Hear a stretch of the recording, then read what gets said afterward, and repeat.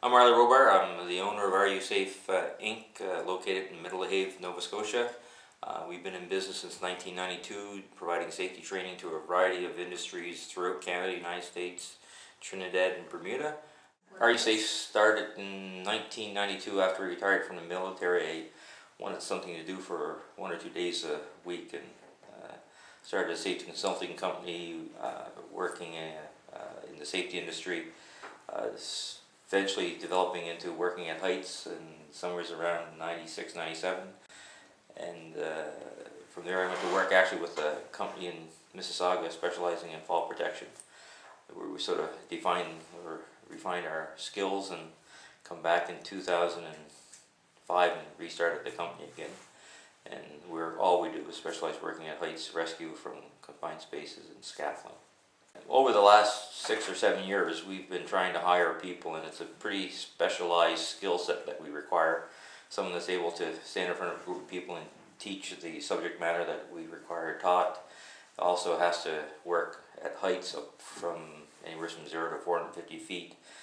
We've also been 9,200 feet underground, so you have to be able to go underground as well. And then you have to travel. We have contracts in Trinidad, Bermuda, all over the US and Canada.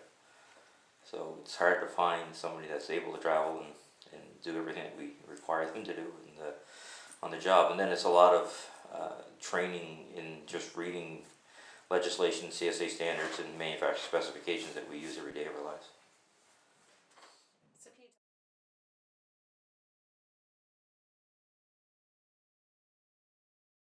Anytime you like, and if you want to do a couple of run-throughs, that's fine. Just finish your name. I'm Scott Brewster, I'm 34, I'm from Milton Keynes in the UK. Came to Nova Scotia first time in February of 2011 and then for 50 days over the summer of the same year. And I now work for RU Safe, based just outside Bridgewater on the South Shore.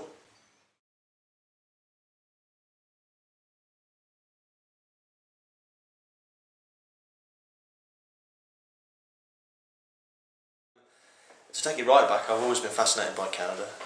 It actually started when I was about 12 years old because I was studying geography. In geography I was studying Canada, and in history I was studying Canada.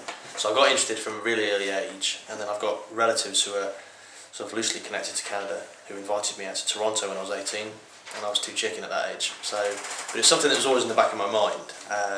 And then I was a police officer in the UK for 7 years, and I didn't like the way things were going in the UK.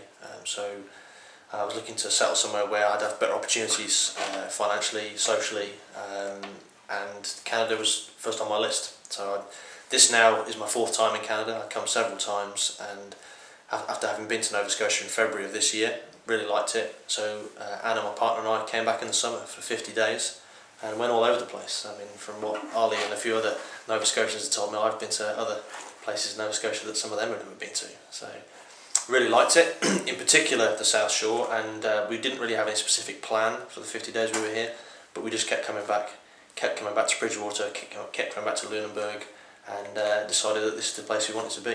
We'd investigated the different methods of coming into Canada by the federal skilled worker scheme, which was closed to us because we didn't have the right sort of skill sets, or at least on paper we didn't, and we didn't have any relatives here. So we were investigating then, from talking to you, the community identifier stream. So I think after about a couple of weeks of being in Canada touring around, we came in and met you, Anne, and talked about what we were about and what we were interested in, and the process really kicked off from there. So we were planning on putting an application in for the CIS because I didn't have a job offer anywhere else at the time, and then through the RDA here I met Ali. So my CV was described, my resume was described by somebody in Nova Scotia as being 2 people. So it's quite unusual. I had quite an unusual background. I'd done some work in IT, I'd done some work in radiation protection for the Ministry of Defence in the UK, where I'd actually taught NCOs, non-commissioned officers, the theory of radiation safety, and then I'd actually been a practitioner hands-on, working with nuclear submarines, working with contaminated land, things like that. So that was quite specialised, and there didn't seem to be a great deal of work for that in the UK. Then I'd also, as I say, done 7 years in the police. I did some urban search and rescue. I'd done some accident investigation, auto accidents at the main.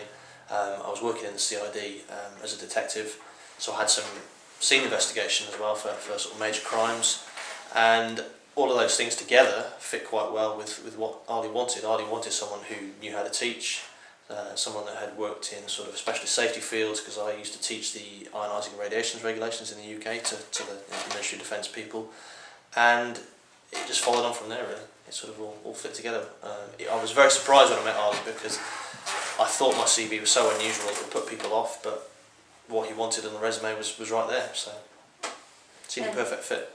What Arlie's offering is not a regular type job. It's quite unusual, and it sort of, for me, it ticks so many boxes. I want the opportunity to travel, I want to meet people, I want to help people. That's one of the reasons I joined the police. I wanted to make people's lives better if I could, and keeping people safe in the workplace so they can go home to their family. That's really sort of motivating for me. And then there's a technical aspect to it as well, knowing your equipment, knowing how to build things, how to get people to work safely, a little bit of math in there as well, so it fits everything that I'm interested in. So, perfect job for me. Just got my work permit fairly quickly at the airport, and then started working for Arlie on the Monday. And within about 45 minutes of being at work, I was 8.5 stories up in the air. So, yeah, he told me he was going to break me in gently. So, yeah.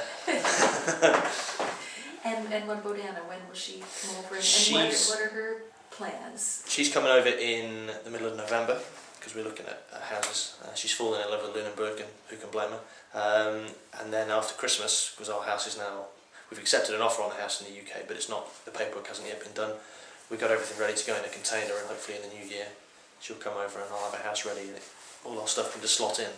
That's the plan anyway. So. I come and met Stephanie, and she put me in contact with Ann's, and from there we met Scott, and the rest is sort of, I guess, history now. Scott's been working with us for 14 days or so now. It was easy because Scott had spent, I don't know, 14 days or so after I met him here, or 15 days.